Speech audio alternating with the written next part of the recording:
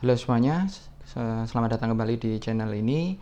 Kita teruskan di bagian liabilities setelah leasing, yaitu kontingensi. Kontingensi ini kalau di dalam analisis laporan keuangan didefinisikan sebagai potential gain, tapi juga sekaligus potential loss ya. Sesuatu yang kita bisa dapatkan di masa depan atau sesuatu yang kita harus bayar di masa depan yang kejadiannya itu bergantung kepada future event gitu, satu atau lebih kejadian di masa mendatang. Nah, ini apa contohnya? Contohnya adalah pertama itu kewajiban kontingen. Ini karena kita lebih concernnya ke apa tuh namanya ya, ke analisis laporan keuangan, tentu condongnya lebih ke kewajiban kontingen daripada aset kontingen gitu. Nah, kewajiban kontingen yang timbul itu bisa jadi berasal dari proses litigasi. Proses litigasi itu proses pengadilan. Jadi misalnya perusahaan sedang mempunyai konflik tanah gitu ya, konflik lahan. Nah, ini prosesnya kemudian bergulir di pengadilan. Mulai dari pengadilan kan bertingkat ya, mulai dari tingkat 1, tingkat 2 di kejaksaan atau di pengadilan negeri, pengadilan tinggi, terus ke Mahkamah Agung bisa kemudian kasasi dan seterusnya. Prosesnya mungkin bisa jadi lebih dari 1 tahun atau bahkan bisa jadi dalam jangka menengah juga belum tentu selesai gitu ya, maksudnya 3-4 tahun juga belum tentu selesai. Tetapi kita bisa melihat misalnya ketika ada proses tuntutan seperti ini yang masih berjalan di pengadilan, ketika misalnya perusahaan kalah dan kemudian harus membayar ganti rugi, Potensi ganti rugi ini yang harus nah ini yang kemudian harus dicatat sebagai kewajiban kontingen dari perusahaan. Terus apalagi misalnya ekspropriasi. Ekspropriasi itu adalah ancaman nasionalisasi. Jadi ketika misalnya perusahaan berinvestasi di negara lain itu ya, kemudian ada gejolak politik di negara tempat investasi tersebut, kemudian timbul kebijakan tentang nasionalisasi dari perusahaan. Nah, ini kan kita dengar ya, di Amerika Latin, di Bolivia, di Venezuela itu sempat banyak perusahaan multinasional yang dinasionalisasi. Nah, ketika mulai timbul gejolak politik gitu, nah itu kemudian perusahaan perlu membuat atau perlu menghitung kewajiban kontingen terhadap ancaman dari ekspropriasi atau nasionalisasi ini. Terus kemudian apalagi contohnya misalnya collectibility of receivable. Ya, ini sudah jelas ya bahwa piutang itu tidak sepenuhnya biasanya bisa ditagih, jadi perlu ada sebuah penyisihan gitu. Nah, atau kita mencadangkan kontingen berapa yang kira-kira dari piutang tersebut tidak tertagih. Terus berikutnya kontingensi itu terkait dengan warranties or defect. Warranties itu berarti garansi, jaminan ya. Jadi ketika perusahaan mengeluarkan produk, kemudian produk digunakan oleh customer, biasanya kan produsen memberikan ini ya, masa garansi gitu. Kalau mobil biasanya 3 tahun, motor biasanya 1 tahun ya, apa 3 tahun. Nah, ketika masih dalam masa garansi dan kemudian barang atau produk itu tadi rusak, nah itu kan kewajiban bagi perusahaan untuk memperbaiki. Nah, ini sebuah kewajiban kontingen nih yang perlu dianggarkan atau perlu disisihkan oleh perusahaan. Apalagi kalau kita ngomongin tentang defects ya, defects itu cacat produksi. Biasanya kalau cacat produksi ini sifatnya lebih bukan sifatnya ya, akibatnya lebih masif gitu. Jadi perbaikannya tuh lebih banyak karena biasanya dalam satu batch produksi itu kan sudah ribuan produk gitu yang sudah diberikan atau sudah dijual ke masyarakat, ke customer. Nah, ketika produknya itu defect atau produknya itu cacat, kan harus ditarik kembali harus diperbaiki secara massal. Nah, itu biayanya menjadi lebih besar. Itu juga contingent liabilities yang perlu kita lihat bagaimana dihitung di perusahaan atau ditentukan di perusahaan. Terus berikutnya guarantees of performance. Jadi misalnya guarantees of performance ini misalnya di perusahaan konstruksi gitu ya, menjanjikan bahwa untuk bangunan sebuah kontrak pembangunan gedung gitu akan selesai dalam waktu 12 bulan. Nah, itu terus kemudian kalau tidak tercapai janjinya untuk menyelesaikan dalam waktu 12 bulan itu, bisa jadi kontraknya itu ada guarantee of performance. Jadi nanti ada denda atau ada penalti dan semacamnya lah ya. Nah, itu yang kemudian akan menjadi kewajiban kontingent bagi perusahaan. Berikutnya lagi tax assessment. Nah, ini juga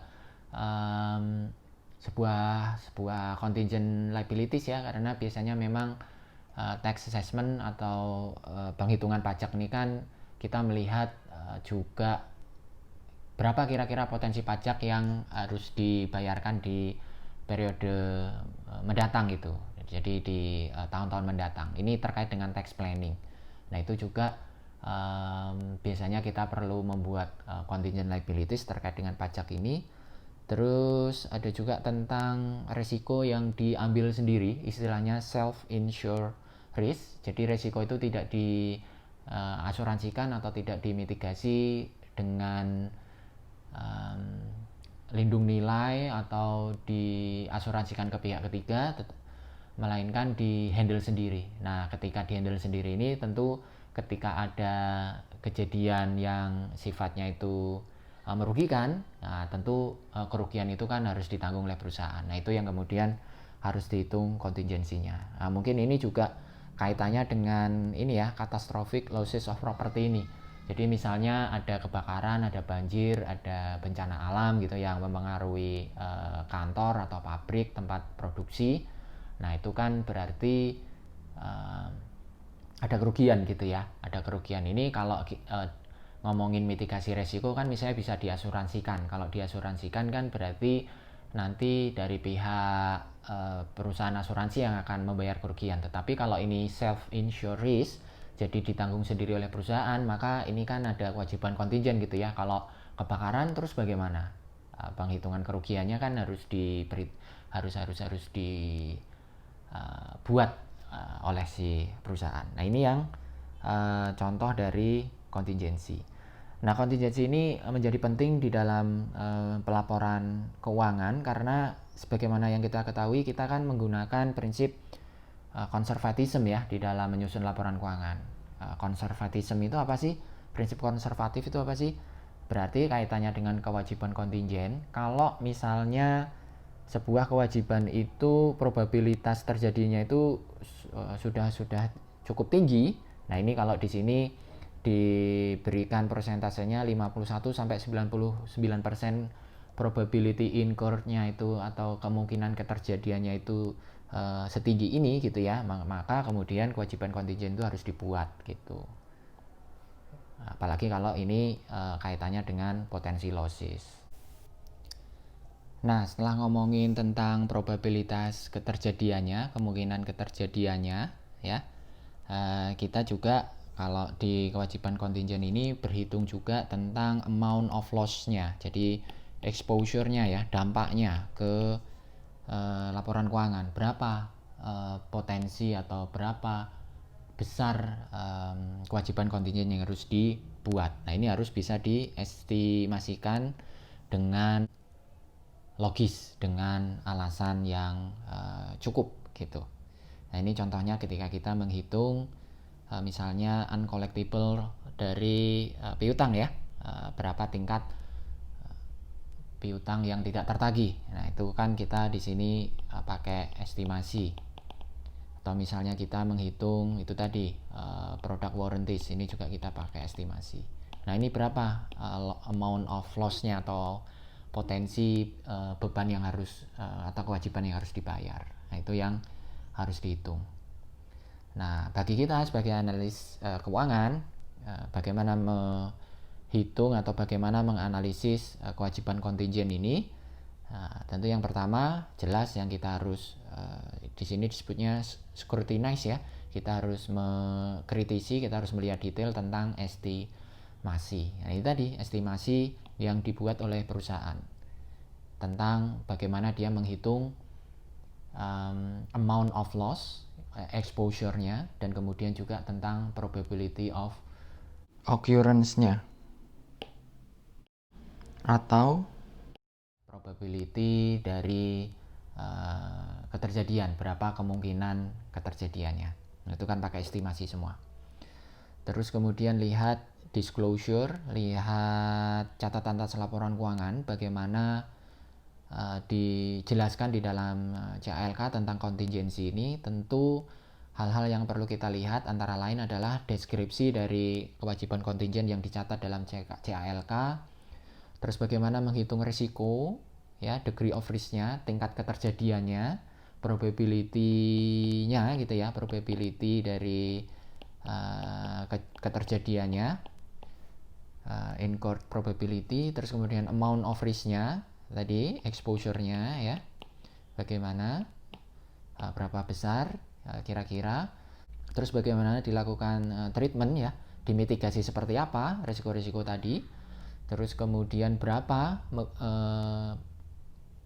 keputusan atau kebijakan dari mitigasi tadi itu membebani perusahaan. Misalnya dilakukan hedging, berapa bayar hedgingnya, ketika misalnya bayar asuransi, berapa asuransinya, dan seterusnya gitu ya, dan dilihat bagaimana detailnya. Terus kemudian recognize, kenali ketika ada bias, ketika misalnya ada contingent liabilities yang dicatat lebih kecil atau underestimate, hati-hati terhadap big bets, loss reserve, gitu-gitu, karena pada prinsipnya pencadangan-pencadangan ini itu adalah sebuah kewajiban kontingen. Terus lihat juga, lihat juga review feelings from authority. Ini maksudnya kalau di kita tax report ya, SPT, tax report. Nah, ini biasanya dari laporan pajak ini kan mengindikasikan atau memberikan informasi-informasi tertentu yang ada kaitannya dengan kewajiban kontingen dari perusahaan. Misalnya apa? Misalnya tentang pencadangan kerugian. Pencadangan kerugian itu kan nanti efeknya ke pembayaran pajak ya. Nah, biasanya dari authority atau dari tax office, dari kantor pajak tuh ada prosedur tertentu yang kemudian coba dilakukan untuk ngecek bagaimana pencadangan kerugian yang dibuat oleh perusahaan. Nah, dari situ kita sebagai analis juga bisa mendapatkan informasi yang berarti gitu atau yang penting. Nah, ini kaitannya tentu dengan pajak tangguhan ya. Nah, tadi itu kalau ada potensi loss itu kan kalau perusahaan rugi kan memang nggak bayar pajak ya.